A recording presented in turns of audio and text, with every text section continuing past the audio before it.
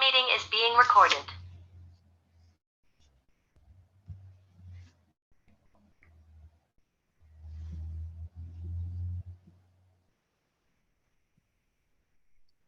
Okay, so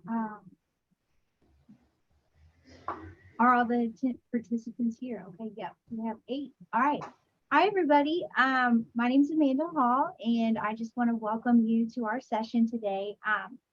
Our session is called Creating Community Movement for Employment Opportunities, and it's designed to provide the why and how-tos for building community-wide responses that generate greater employment opportunities for returning neighbors.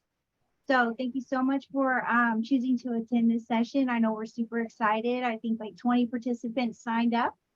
So we're glad you're here. And if you just happen to be in the wrong session today, you can simply hit end session, go back into your WOVA agenda and select the appropriate one. And then just to get some housekeeping items out of the way quickly, there is a chat feature in the Zoom here, or in the app. So use the chat feature, and if any time you have any questions that you want to bring up, and we'll do our best to get those answered. And then there is a mute button. So if you are not speaking, make sure that you stay muted, and then our presenters will unmute as they speak. And then the flow of the session, so just so everybody knows, we're going to introduce our speakers here today, let them talk about themselves and what they do for a moment, and then we'll do some guided discussion questions around this session here. That'll last for about 30 minutes, and then the last 20 minutes we'll get the participants involved, ask some questions to you all to see what you took away from it, and then just end with the Q&A. So we'll go ahead and get started. My name is Amanda Hall, like I said, and I work for JBM Packaging. If you look in the background here, I'm actually here right now, right outside the production floor, and we manufacture envelopes, but many know our company is so much more than just a company that makes envelopes and flexible packaging. What we really do is we provide employment opportunities to people that have criminal backgrounds, returning citizens, and help people navigate that process from coming out of incarceration to finding employment and being successful long term. And I'm actually a Fair Chance employee myself. So JBM recruited me out of Ohio Reformatory for Women in Marysville about 3 years ago. And just when they came in, I did not know something like this existed. It totally blew me away that there was a company out there that was willing to give me a job despite my felony background, willing to look past that and pay a decent wage. And not only that, they had so many supports in place to help knock down those barriers that people face coming out of incarceration. It was totally amazing. I felt like I was led to go to JBM. So I came here and I worked as an entry-level machine operator, inspecting and packaging the envelopes. For about 1.5 years, I worked my way up to trainer. And then eventually into the position where I am now, which is in human resources, and I oversee training, and then I also do recruiting.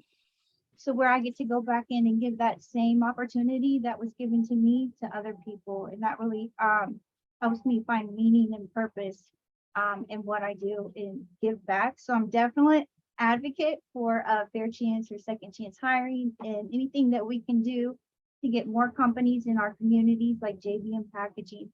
I'm all about that. So definitely feel honored to be here today.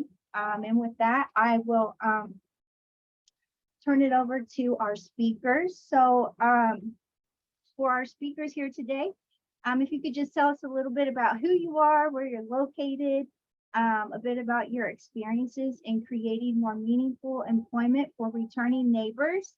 And then we are going to go in a certain order today. I think you guys know the order. So Rayshawn, looks like you're up first. Thank you, Amanda. Good afternoon, everyone. My name is Rayshawn Hope, and I am the director of the Beacon of Hope Business Alliance here in Cincinnati. Beacon of Hope is an ecosystem managed by Cincinnati Works. designed to create meaningful employment opportunities for justice impacted citizens. This work is, I'm very passionate about it. It's very personal to me. I myself was a returning citizen in 2016 after serving a period of 21 years in prison. I had thought that I had done the things necessary to make myself more employable when I had came home. And then unfortunately, I found out that a lot of doors were not open to me that I hoped would be. So I found I was having difficulty getting into the workforce because of Cincinnati Works, the support of Cincinnati Works, and getting connected with a fair chance employer, Nehemiah Manufacturing. I had the opportunity to really get into the workforce and find my footing. And today in my work, I get to connect other returning citizens to employment opportunities, as well as walk with businesses who are interested in developing fair chance hiring programs within their companies or organizations. Thank you for having me today. All right, Chris, looks like you're next. Thank you very much, Amanda. So my name is Chris Kolke, and I'm a business coach, researcher, and trainer with the Appalachian Center for Economic Networks, also known as ACENET, here in Southeastern Ohio. We're a nonprofit business incubator that serves entrepreneurs in any of Ohio's Appalachian identified counties. And my pathway to working with restored citizens has been through an innovative program Ohio University had grant funding to pursue called Restaurant Ready, where within a correctional facility in Southeastern Ohio, modules are presented to residents in conjunction with the treatment staff there. And then after the successful completion of that, these residents actually come out and work with our entrepreneurial clients in their business context to help them develop experiences and also references to leverage as they look forward to their next step of the process. What we've learned, though, is many of the community members we were serving didn't call Southeastern Ohio home. So we're hopeful that in future iterations of this program, as the facility we've partnered with shifts to really focus on Athens County reentry, we're able to really dive deeper into this work. Awesome, thanks. Now, John, looks like you're up.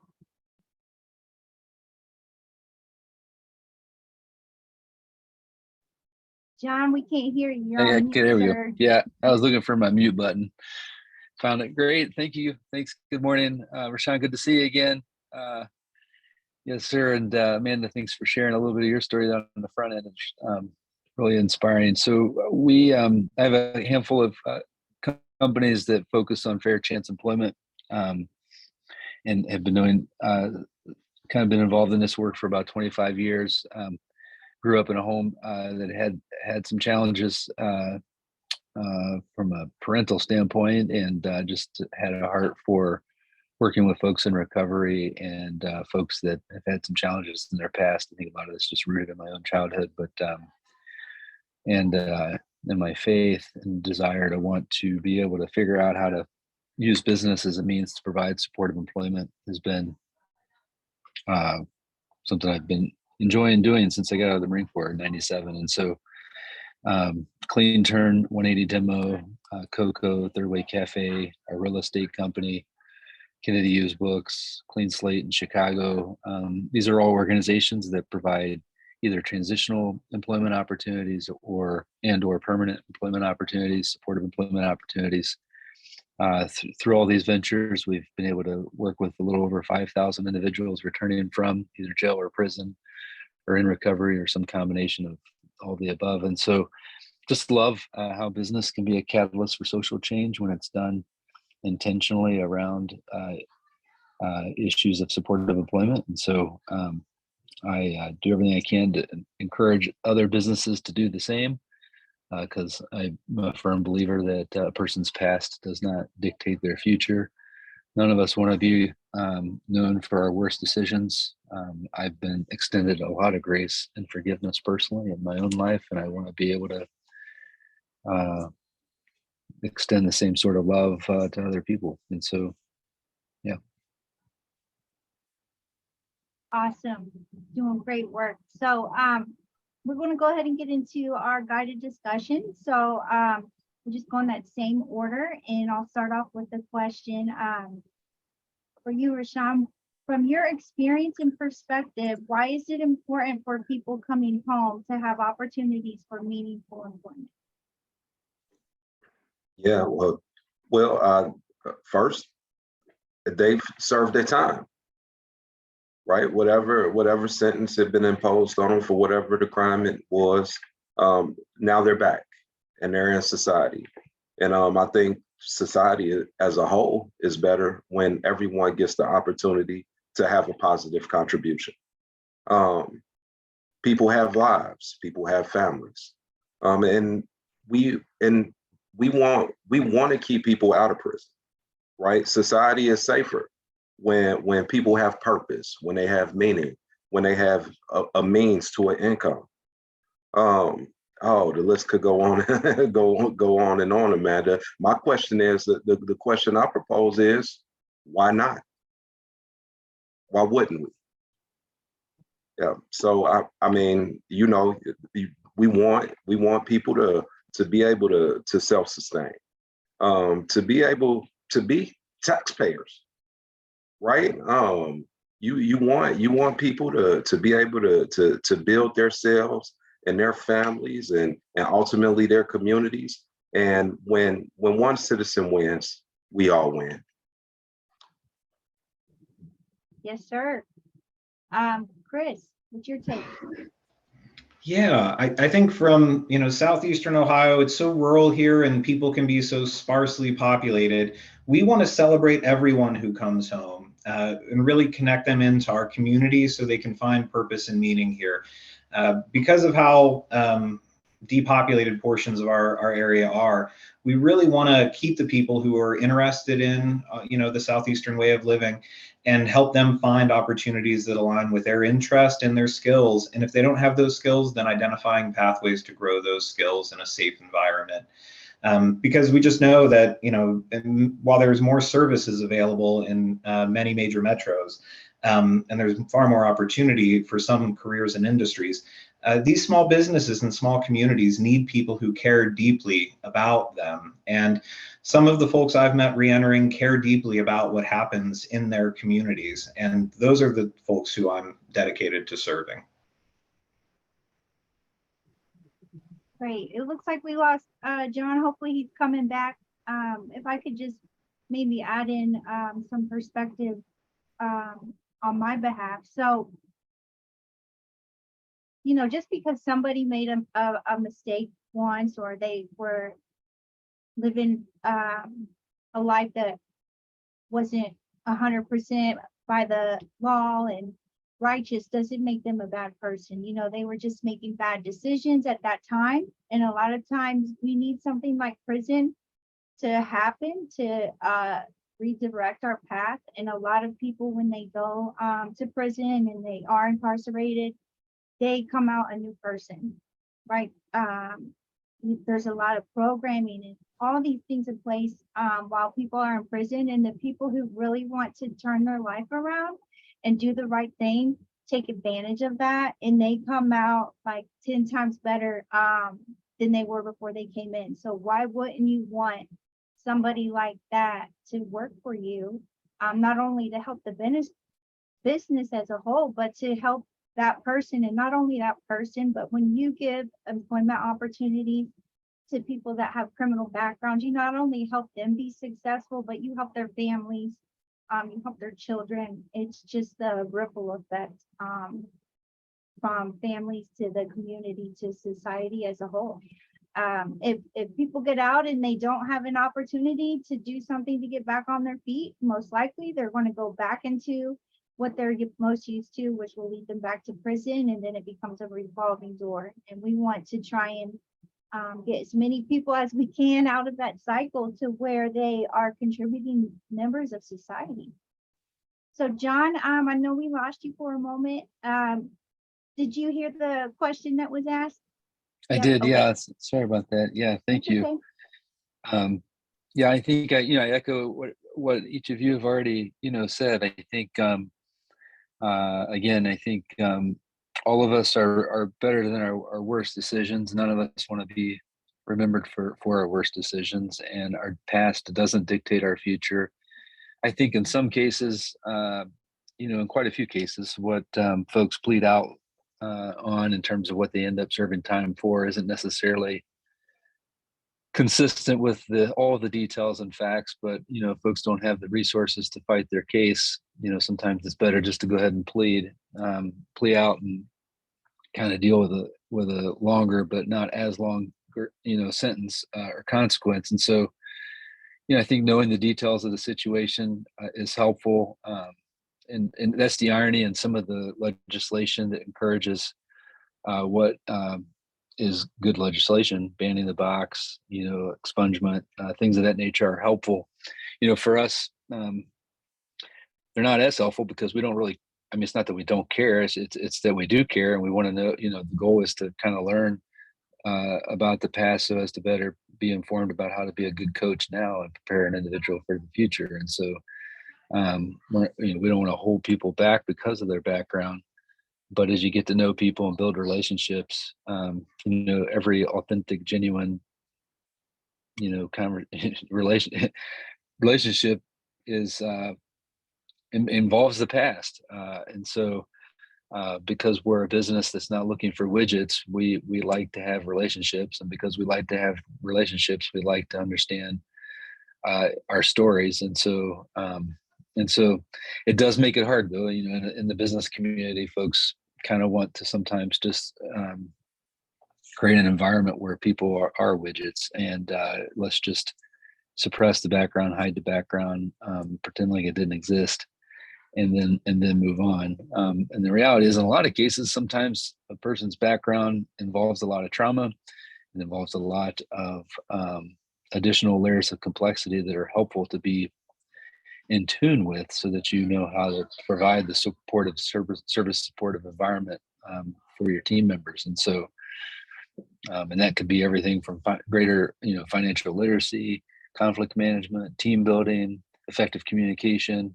And some of these skills take time to develop, and sometimes folks haven't had necessarily the opportunity to learn some of these skills. And so, if a person's not equipped on how to, perhaps deal with conflict in the workplace, or how to budget money, or how to manage their time, it's one thing to go through a 4-week class on how to do those things. It's another thing to have a coach and a mentor and somebody that's, working alongside you as a manager that's teaching you those things as well, and kind of like more like an internship model than a classroom model. So all that to say that, for us, it's important that we learn from the past, that we're not still in the prison of the past, and from those lessons that are learned, figure out how to navigate forward in a promising and hopeful way.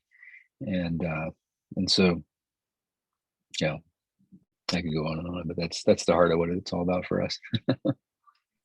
Awesome. Super impressive. Okay, so where would you gentlemen say you are at now in your community in regards to services available and resources available for people in reentry?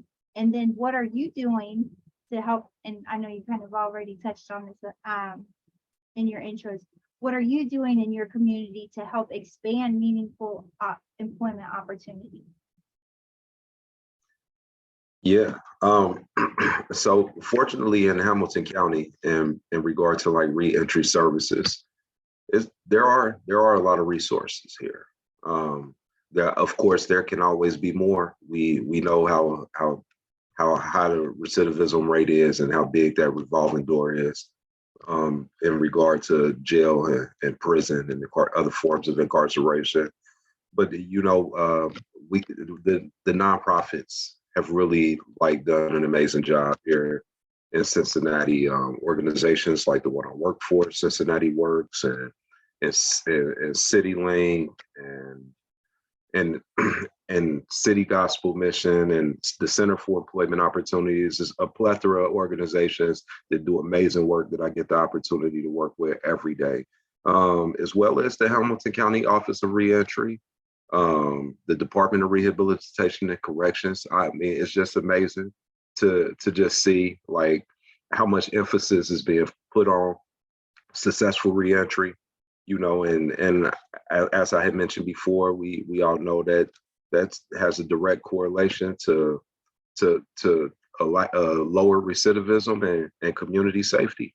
But like kind of what John had mentioned earlier, as we work with employers to like be fair chance minded, we are fortunate, and I'm fortunate to be able to work with employers who are willing to take a deeper dive into what their company culture looks like, to what their hiring practices look like, and what their HR practices look like, and really building an environment like this supportive of people and some of the barriers that might come along with being a part of a marginalized population, right?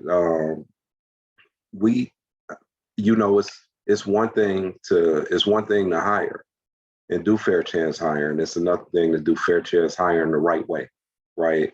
And like John and Clean Turn, they epitomize that and what that is and what those supports look like. So yeah, fortunately here in our region, we have a pretty robust reentry system for people that are really looking for opportunities and really serious about changing the trajectory of where they may have been or where they're going, and really trying to right the proverbial ship, right?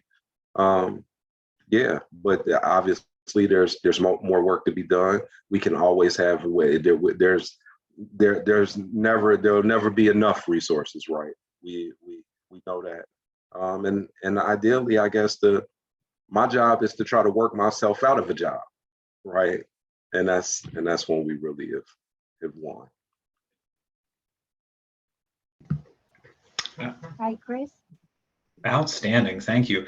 So yeah, Southeastern Ohio, huge shout out to Sean Stover, the Athens County Reentry Coordinator. He really makes for a wonderful reentry network here in Southeastern Ohio in Athens County and Meigs County. So he's really one of my fantastic resource partners in terms of when folks are coming back into our community. He is one of the first folks to talk with those individuals to figure out where they're looking to go. So for anybody who's thinking about starting a business, he makes a strong referral my direction. So I'm able to do entrepreneurial technical assistance and help them access capital if that's needed for their idea. We also operate a food processing shared use kitchen space. So many of our clients are always in need of new workers and laborers. So that pathway has been helpful because we're able to help put people into positions where they can have earnings. But within the reentry community, we also have a lot of mental health providers. And then a new asset in Athens County is our RCO, which came online in April in collaboration with Ohio University and some other partners. So we definitely have a lot of things coming together really well to provide for a good springboard for people. But one of our missing elements, unfortunately, is transitional housing and good housing for people that's affordable. Because of the presence of Ohio University in our community, a lot of the housing here is student-focused housing, which comes with a lot of limitations that make it not suitable for the folks we would like to see retained in our community.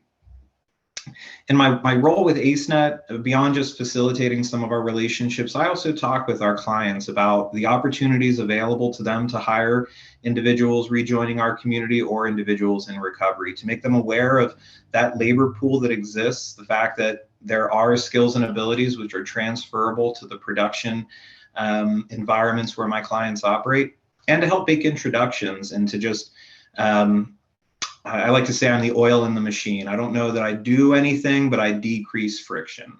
So those things can just kind of happen. Awesome. Thanks, Chris. John? Yes, we, not to belabor the point, but as mentioned earlier, we really focus our energy on our team focuses its energy on creating a supportive work environment. And so part of our Living Passionately program at Clean Turn and our new Directions program at 180 Demo, for example, are focused on mental health, counseling, financial literacy, health and wellness, and a plethora of kind of other supportive services. On the real estate side, acquiring properties that can be leased to fair chance employers and other small business ventures, especially entrepreneurs who may also have a background. And so sometimes it's not about providing employment, but providing coaching and mentoring for returning citizens who have an interest in starting their own venture or business. And so a lot of coaching along those lines and just being a sounding board. And then also occasionally having space for folks to be able to operate their small business dream, or at least to test it out and pilot it on the commercial side. And then on the residential side, affordable and supportive housing, whether it's transitional housing or permanent housing, and in some cases rent to own options for folks. And so I think through the employment / coaching, mentoring, training, and housing, those are kind of the areas that we focus on the most.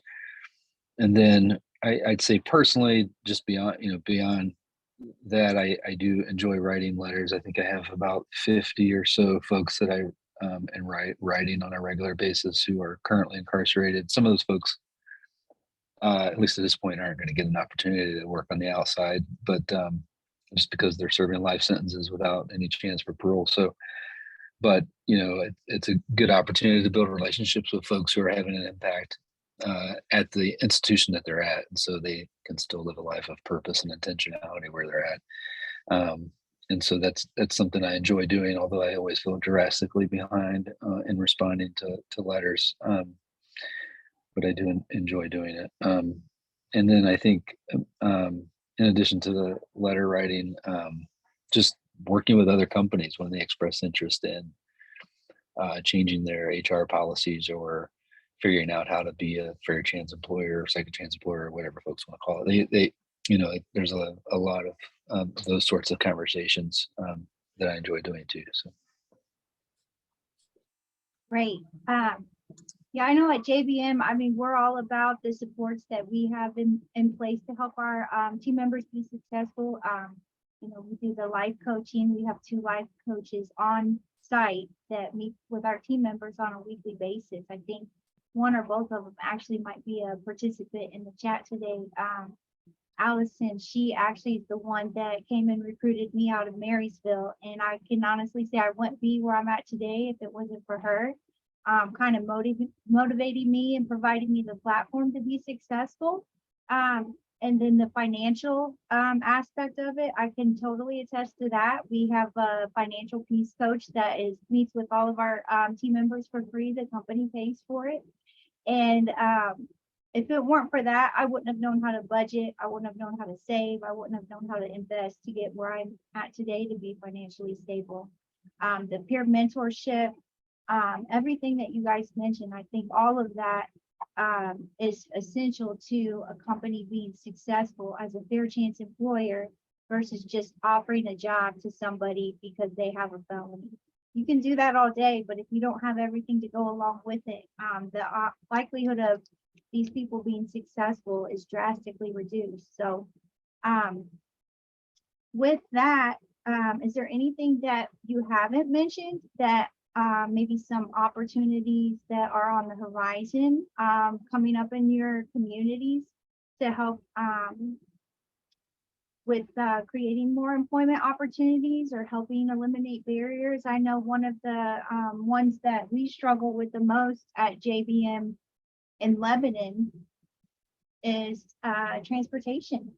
It's easy when you're in the Cincinnati area because you can take public transit, but what about companies that aren't, that's not an option?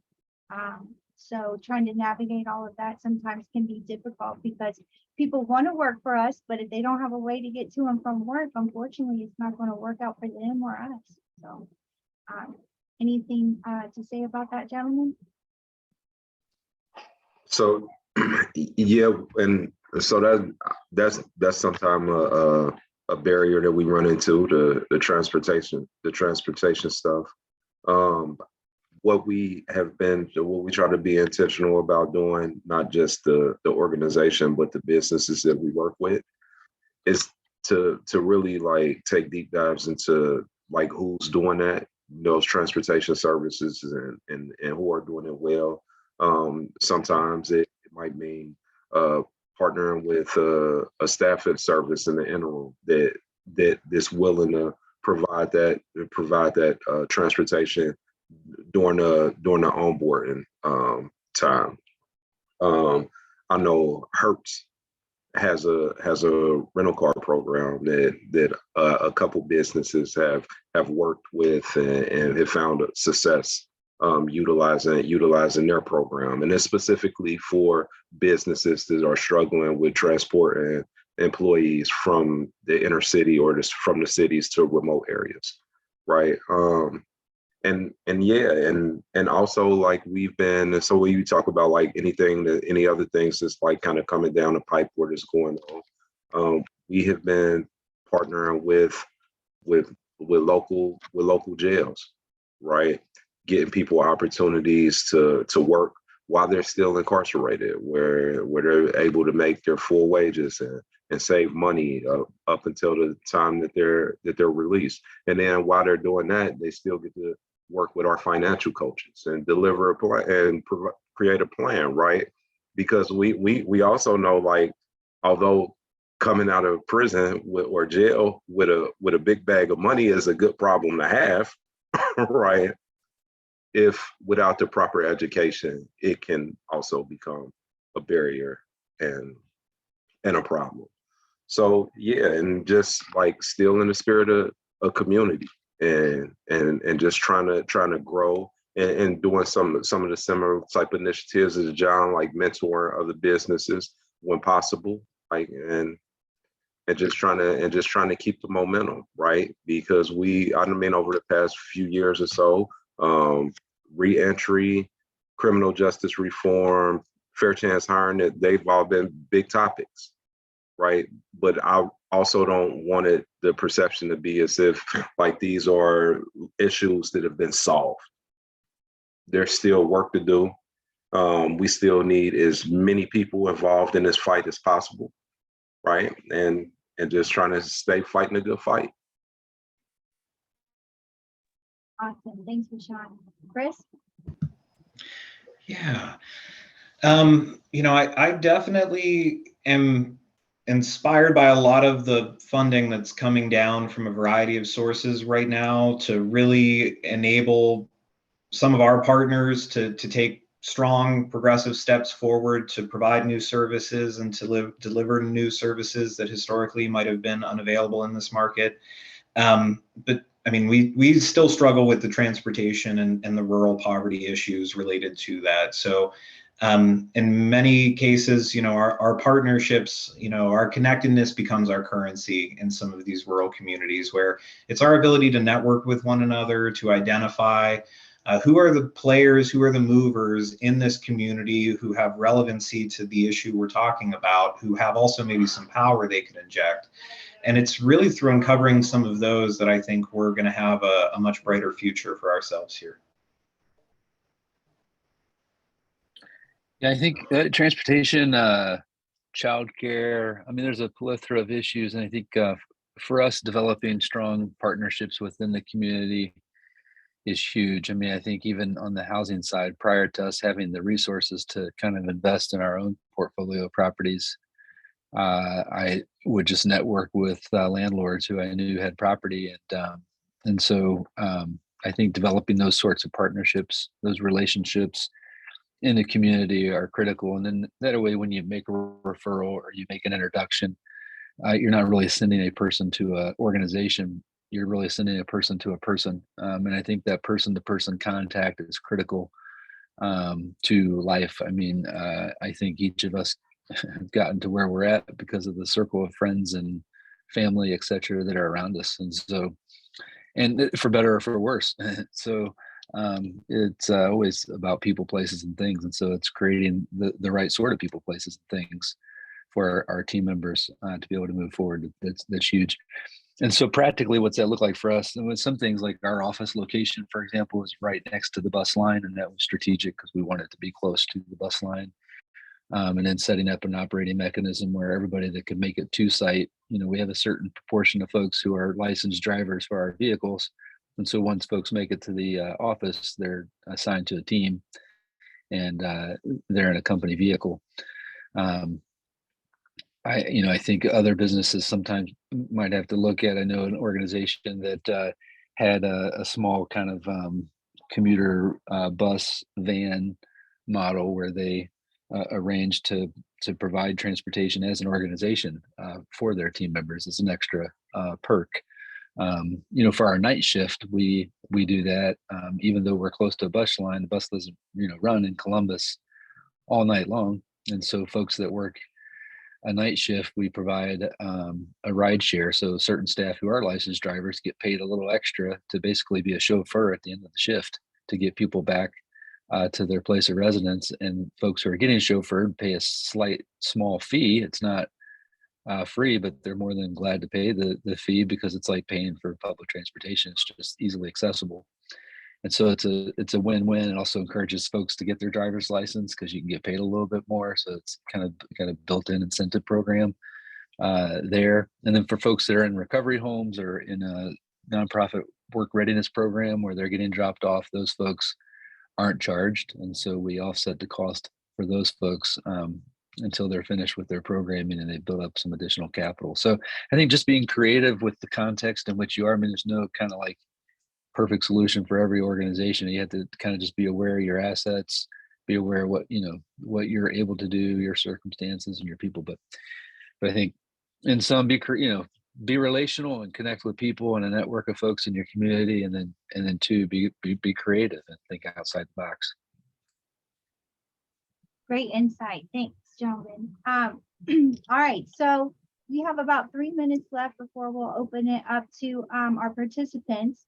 So if you gentlemen had 2 things to pick that we should focus our time and attention and energy on for developing a network of employers who provide meaningful employment opportunities, what would those be?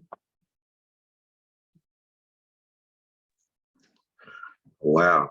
Oh, 2 things, right? Meet people where they are.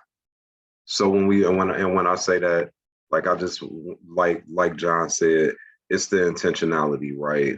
We understand that there are certain barriers that are extremely difficult to get around sometimes, like the transportation stuff, like the housing stuff. So if you are an employer, right, this thinking about like down this pathway of fair chance hiring and being more inclusive and supportive, educate yourself. Right? Sometimes we unfortunately just don't know what we don't know. If you have not previously had exposure to some of those socioeconomic barriers, then you just might not understand them, right? So educate yourself, get connected with people that do the work, that work with our marginalized populations of people that understand, right? And then dive in, because you can really do it. It can be a lot more guided. And you're giving people what they need and providing services that are really tangible, as opposed to what you think people may need or want. And then the second one, I think, is like really just, it's really no secret to like just caring about people, right? Just lead in good faith with good hearts and good intentions, and surround yourself with and try to vet the people that you work with and work around that are like have similar goals, in regards to like just being able to acknowledge the humanity in everyone. And again, I'm gonna quote John: "Who wants to be judged by their worst day?" Right. So just that, educate yourself on the public, and just on what people are dealing with, and lead in good faith, and and really get and try to broaden your perspective where possible.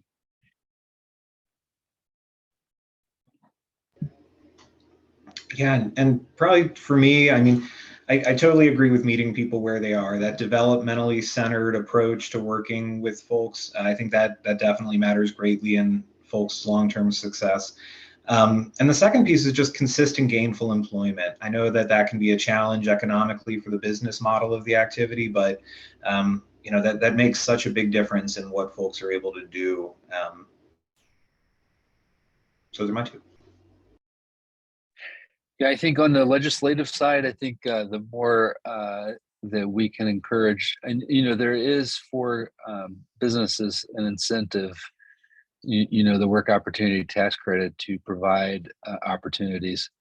I think the downside to the current way that that's structured is it incentivizes seasonal work, short-term work, and so there's a lot of employers who take advantage of work opportunity tax credit for the short-term gain, and it helps their financial statement for the year. But a lot of those folks that are getting that short-term seasonal work are unemployed when the season's over, and they're back to the next workforce development agency trying to find the job all over again. And it's kind of like this vicious cycle where they're constantly looking for employment. They're constantly getting placed by multiple workforce development agencies that are getting grant money to place people, and multiple businesses are getting the work opportunity tax credit, but the individual themselves are never really landing in a career track. And so I think it's a waste. First of all, I think it's just not helpful for a person to be stuck in that cycle. But two, I think it's an absolute waste of money. And so I think if we could create legislation at the federal level that would incentivize employers to retain and provide wraparound supportive services, that we would see a lot more long-term success. So that would be one thing I think that we could maybe do. 25 people retained for 5 years doesn't sound as hot and sexy as 250 people placed in jobs this year. But the reality is, like, the impact is a lot greater. But anyways, we could go on and talk about that too. I don't think it's an either or thing. I think both would be great to have. So that's at the legislative level. That would be fun. And then two, for employers, I think there's a lot of conversation about a living wage. And depending on where you're at on the political spectrum, you could either be talking about the living part or you could be talking about the wage part. But most of the time, regardless of whether you're left or right, you're talking about the wage part. It's either about we can't pay that much or why can't you pay that much? And for us, we really like to emphasize the living part. And so there's kind of the take home pay that's a part of that conversation. But then as a business, what other supportive services can you invest in to help your staff become more successful, not only at work, but outside of work? And now the reality is when you do that, it's kind of strange. Your business does better. So it's not a trade-off, which shouldn't be a surprise, but sometimes it seems like it is for folks in the business community. And so what that looks like practically is you might pay somebody $11 to $13 an hour in terms of take-home pay, but you're deciding to invest another $2 to $6 an hour into supportive services that you're providing, whether it's transportation, mental health, counseling, legal support, financial literacy, so that as they gain in skill, both emotional intelligence and also hard skills, and get more take-home pay, they're actually able to manage it better. They're able to use it better, et cetera, right? And so that's I think the living part of the living wage conversation just needs to be emphasized more than the wage part of the living wage conversation. So, and I think as a business community, we can kind of help make that happen and be a part of that solution. So those are the two things I would say. Sean? Yeah, and may I add something, because John prompted a thought for me. And so, like, oftentimes when I'm working with businesses or entrepreneurs, and we discuss like the type of wraparound supports that like could really help them get to a place where they have steady retention in their workforce and they're really involved with their employees and they're being supportive, right? Sometimes I get a little pushback, like because of what the costs may be surrounding like accessing these supports, right? What I always try to communicate to employers is like, what's the cost of turnover for you, right? How much is retention worth, right? So like oftentimes some of those dollars go into buckets that businesses don't really always capture, because they trickle down and their dollars coming from multiple different places. May it be time spent on HR, on boarding, recruiting, throughput, lack of production, fines if you're not getting out of production in time, things like that, that sometimes get missed. So I often want to encourage businesses to really take a deep dive and understand within their company and within their business model, how much is retention really worth, right? Why not make those investments, which aren't as looming as they may seem, right? To really come to a place where you have consistency, continuity, happy employees, and ultimately a happy business, right? Like doing good business and doing good for people don't have to be mutually exclusive to one another. Great. I really appreciate your time, gentlemen. I think you have shared so much insight and knowledge with everybody. I think we have 34 attendees now. So we'll go ahead and open it up to the participants. Question, and for any participant, if you would just like to unmute and pose your answer, what are some new insights that you've gained from this session? We would like to know. Anybody?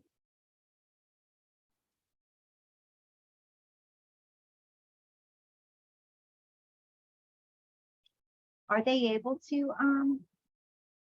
unmute and ask? Anybody know? Or type it in the chat. I think out of 34 people, somebody would have some insight that they've gained that they'd like to share.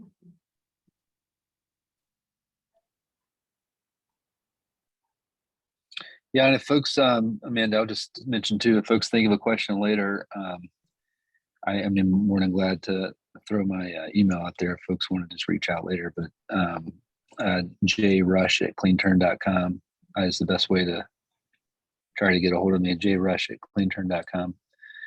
But Okay, so I see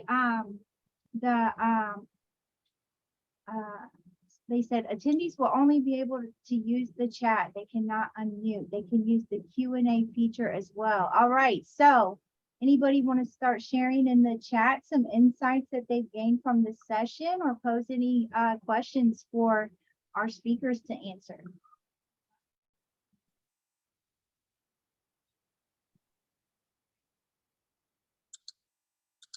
I'm not seeing anything.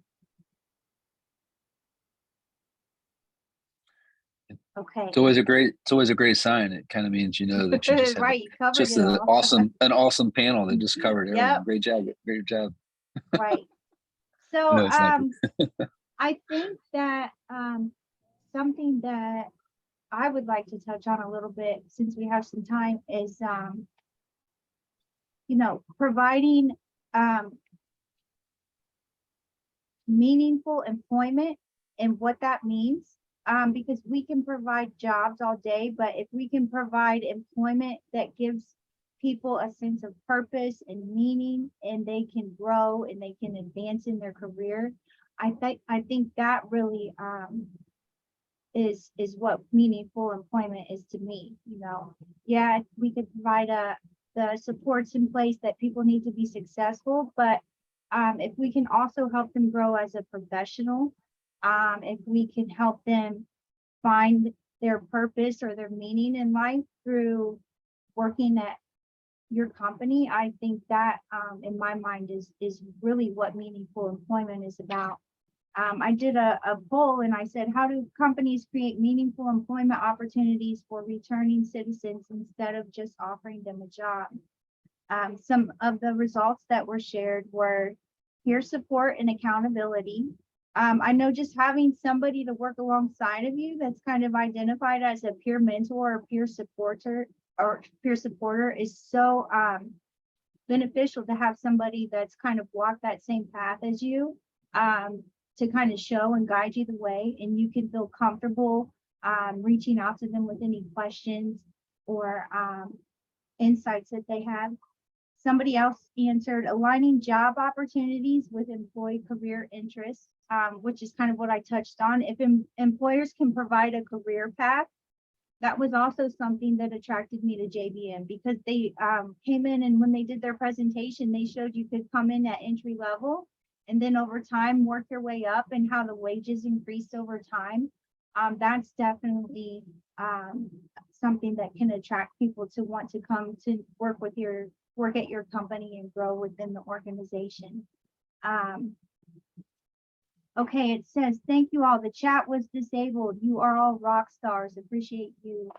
So I guess that's why we weren't getting anything. I know they have an IT person here to help with us. Were they able to get it figured out to where the chat is working now? Chat is now enabled. Okay. So when completing job application.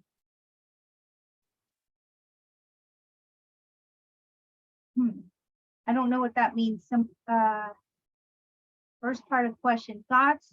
Does a person have to continue to check the box when felony cases, or when they have a felony on the application? I know we don't have that on ours. Gentlemen, any thoughts? Yeah, it's not on the majority of applications, but like obviously, you want to be prepared to talk about it, right? It'll likely come up at an interview, and yeah, just be prepared to just discuss it, right? And provide context where warranted. Because like we know, like all crimes aren't created equal, right? Rayshawn's robbery conviction and Joe's robbery conviction and Sarah's robbery conviction, we can all be convicted for the same offense. But Sarah could have been stealing a piece of candy out of a store and ended up in the tussle for the store owner. Whereas I could have went into a bank and tried to clean the place out. So and like, not to minimize any type of criminal offense, right? But the interview gives you the opportunity to provide context, to put yourself in a human light, to take away from what the crime was and really add humanity to it. And also it gives you the opportunity to demonstrate a sense of responsibility and growth. It could really make you even more employable or more valuable of an employee than other applicants that the interviewer might have had conversations with throughout the interviewing processes. So, yeah. Excellent. Thanks, Sean. Okay. So I don't see any other questions or anything in the chat. Does anybody want to speak on what is the most important thing for you or your organization to do moving forward after attending the session today? We have one message. Allison, my life coach.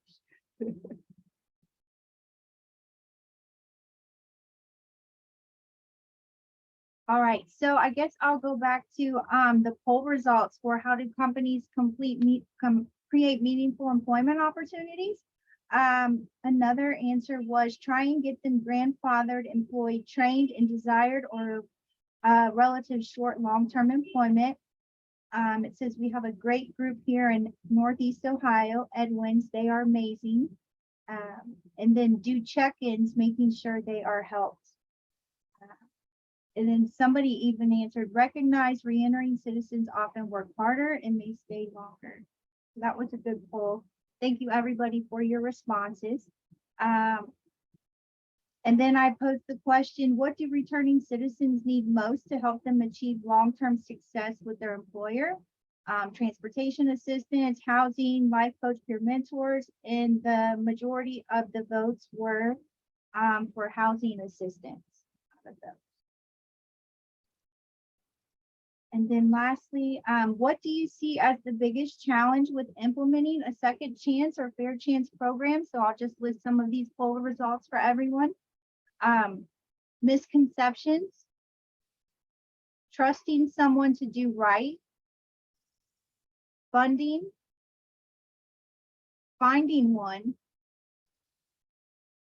overcoming deeply ingrained stigmas and stereotypes is one of the biggest challenges. Somebody put none. Knowing how to get connected to resources, stigma, isolation of people in rural communities, lack of transportation, convincing employers of its profitability and community application.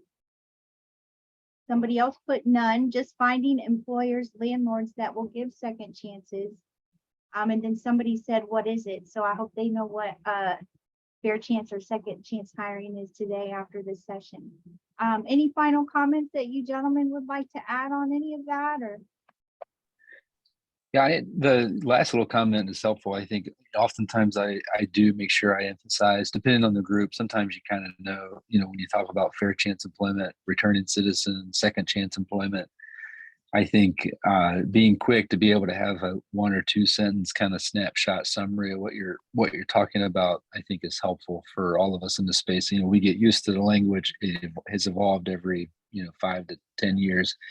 And so depending on the audience, just all of us being mindful of being sensitive to the language we use and providing that fuller context is a helpful reminder. And as a footnote, I do like the fair chance language better than the second chance employment, because as we all know, over the years, I've seen this multiple times. Sometimes it is legitimately a first chance opportunity for folks, and then sometimes it's a third or fourth or fifth chance, and it is what it is. But so the second chance is, it is what it is. But I like the idea, the fair chance personally. But what in the world does that mean? There are a lot of people that are like, what in the world does that mean? So, and also not to be too overly critical or upset when people talk. I don't like the language, and especially when it's on the news, I try to, anytime where there's a news story, I try to shift the narrative there, because they use language that they feel is the most understood with the general public. And so they'll use language like ex-con, or language from back in the 80s type stuff. So just trying to bring them up out of the disco ballroom up into the modern day genre of you just be understanding, empathetic, and gentle as we do that, and not so volatile and angry when they use language we don't like. I think it's important. So Yeah, definitely. I think that they did a news segment on me before and referred to me as ex-con. So I didn't hold it against them too bad. So yeah. Amanda, I seen that news segment and I cringed when I heard it, to the point that I still remember hearing it to this day.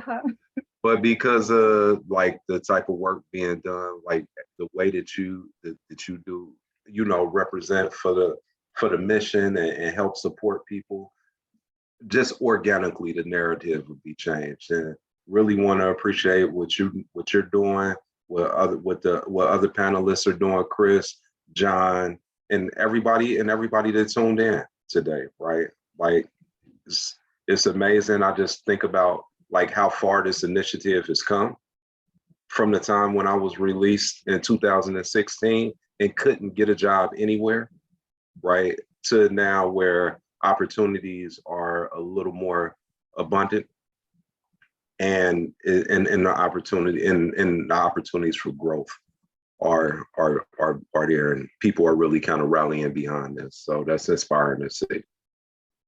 Yes, definitely. I know just even in the 3 years that I've been home, it's totally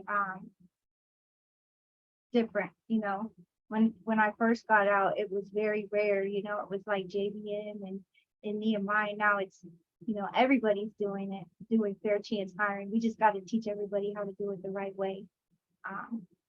So, all right. there is Amanda, real quick, there's just as a footnote, we worked with SHRM. SHRM is one of the larger national HR organizations. It's kind of like the HR consulting conglomerate. Either they have a bunch of folks. Anyways, they developed and they had a lot of organizations that like Edwin's and us and How Chicken Takeover that were part of helping Nehemiah build out some curriculum for HR professionals. But if you look up SHRM, SHRM, I believe, SHRM Fair Chance Employment Training or something like that. If you just Google that, I'm sure it would pop up as a resource for folks. And I encourage folks in the HR world to tap into that training first when they're looking to transition their organizations into fair chance employment organizations, or to open the door to a wider network of folks for consideration for employment. Awesome. All right. Well, thank you so much for your time, everybody. I hope you all enjoy the rest of your day and the community experience. And hopefully I'll run into you soon, or network here and there at different opportunities like this in the future. So thank you so much. Awesome. Thank you. Good to see you guys. Bye-bye. Have a good day.